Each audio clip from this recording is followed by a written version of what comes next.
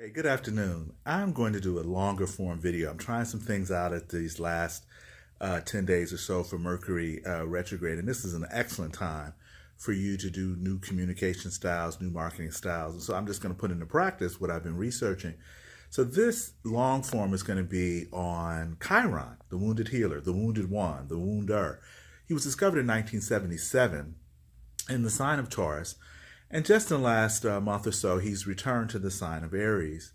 And I got the idea to do this because I receive a lot of questions from different clients and readers and what have you. And so I got one from yesterday from a long-term client who wanted to know what Chiron meant for him as it transited the third house.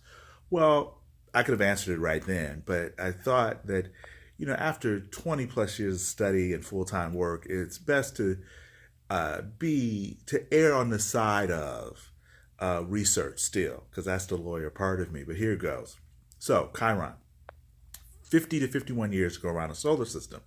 So, if you're in your late 40s, you're looking at, well, how can I integrate this body of work that I have, these years of experience? But what do I want to do if I want to be more vocational? And where's my original wound? Where's the vehicle? So the Chiron and Aries people, and you, or first house, you just have to get in touch with me because I'm not going to go over each one. But if you know where it is, and then you can follow along. But with it in Aries, the wound is the right to exist. Aries is about Mars, self-assertion. But it's not self-assertion in terms of bullying. It's self-assertion with that aspect of understanding that you belong in, that it has to be connected to some form of relationship, whether that's a higher ideal or relationship to your higher spirit. Now, I have chosen a couple of different archetype cards to talk about the shadow of Chiron vis-a-vis the aspect of it that's good for you or that is more positive. And so if you have it in the first house or Aries, then you're being the alchemist or the seeker. And the alchemist in its most shadow form, and I'm using the archetype cards to work that out. It's a misuse of power and self-knowledge and spiritual practice. So it's the quintessential charlatan.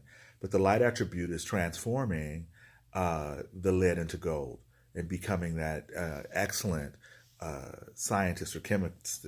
If you have Chiron in Taurus or in this moving through the second house, then the wound has to deal with the physical body, the relationship between naturally enjoying the physical body, or at least creating a belief system or value system that allows you to explore it, much like the hedonist or the nature's child, which could be a tendency to misuse the environment.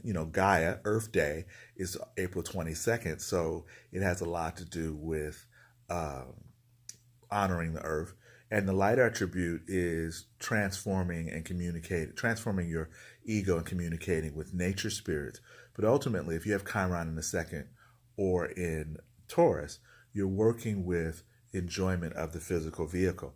Now, the third house, and this is where the client actually was asking about, third house has to do with siblings. So it could be a challenge with siblings, learning disability, or even the inability to integrate the logic with the spirit or the ego with the soul. Because the third house or Gemini is constantly classifying and reporting using the logical mind. And it can be so curious, George. So it can be the gossip, which when you're gossiping on the wounded level, you don't give a damn about the people you're talking about. But if you're gossiping in a more productive level, then it's more processing and you're concerned about passing knowledge or information for the safety of the community or the group. Now, if it's in the fourth house or Cancer, then what's happening is that it's a lot to do with the wounded child, where and the original wounder could even be the mother or in the childhood dysfunction in the system. So it's about joining with your true tribe or people who fully accept you and taking responsibility, shades of the 10th house or Capricorn, of your life, of the trajectory of your life. Now, the fifth house in Leo, the wound can be narcissistic, that you have this incredible creativity, this incredible ability to self-express, but you don't believe it. So you're able to support, much like an agent or manager, you're able to do things for others that you can't necessarily do for yourself. And so, and there might even be an envy of those people who have made their money or living or seem to have an avocation or enjoy self-expression. So the card I gave for that in the archetype cards would be the hero or the heroine, which is the shadow aspect, is you just don't see an ability to forge your way, and a false sense of heroism, or you have and then the light aspect is a passion for a journey. So, and then you can go with the Venus star, which I'm now calling the passion star, that alignment of the sun, earth, and Venus before your birth. And we can look at ways that your personal passions can be expressed. Now, if it's in the sixth house of Virgo, has to do with the hermit and the healer. So you can be the false healer, or the charlatan in that way, where you're, the beta testing or the trials or the research hasn't fully been done. Or you can be the true healer, which is the light attributes about passion for serving others and repairing your body, mind, and spirit. So Chiron loves the sixth house because the sixth house is that psyche-soma, that integration between the two, the body and the mind, or the body and the soul. The seventh house, now we're in the realm of the others. So the wound can be bringing your work home with you, that the partner is somehow wounded, literally, that you're taking care of them in that way.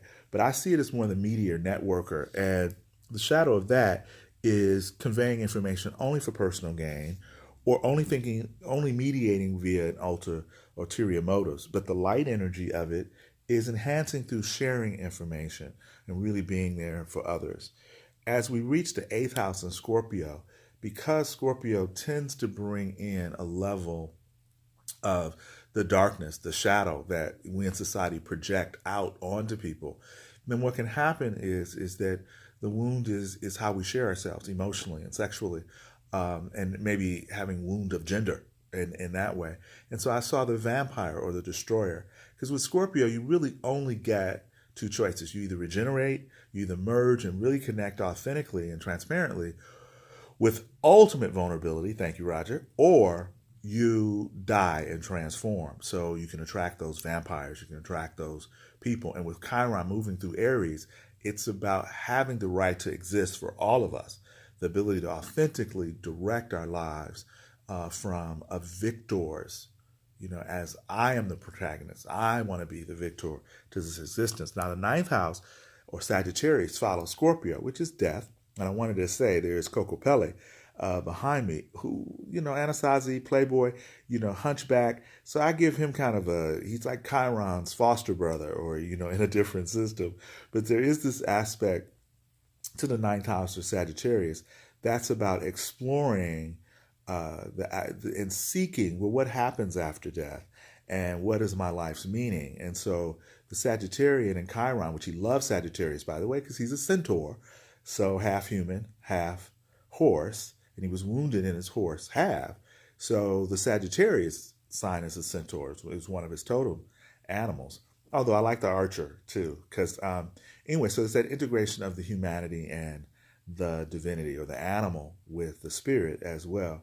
And so I gave visionary, that ability to see what that others don't see. So you could maybe be a really good coach and counselor and teacher for others, but then you somehow, you don't believe your own, or you were wounded by religion or religious figures in early childhood. And so you may have, challenges or problems with it as well.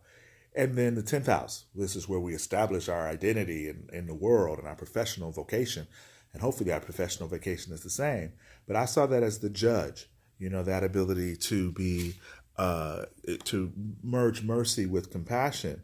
And the shadow that she talks about is the destructive judge, the misusing of the business, legal, or your authority, even the authority in the family.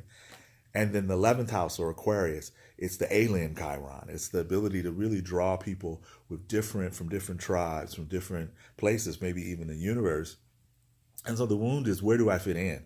And it can be a wound of genius, or even a level of the spectrum in that case that we're learning a lot about. But ultimately, it's the liberator and the fool. The person is really willing to look at why life is the way it is, and then being able to see what is my own individual purpose for how to create better futures.